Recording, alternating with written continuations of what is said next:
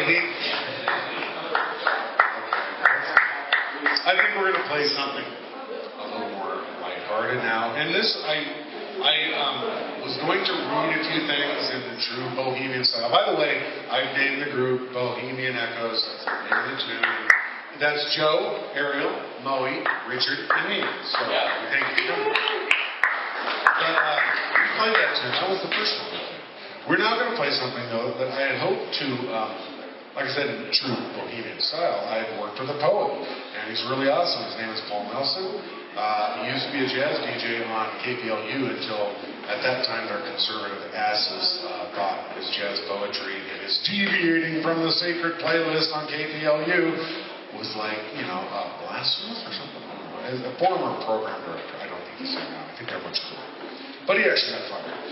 He's a brilliant poet, great writer, and back in about 2001 or 3 maybe, a former performance space on Jefferson, Studio 321, if you remember that place.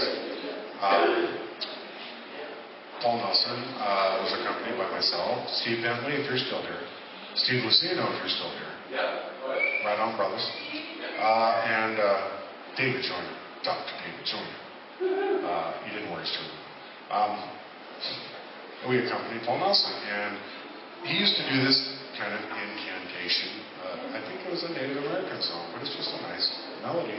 And so I borrowed it, and I called this Remember the Dreamer because he used to sing it at the beginning of a performance, and then read a poem of his, which I have somewhere in storage, called Remember the Dreamer. I looked in his book, A Time Before Slaughter, earlier before the gig, and I didn't find it, and I was disappointed.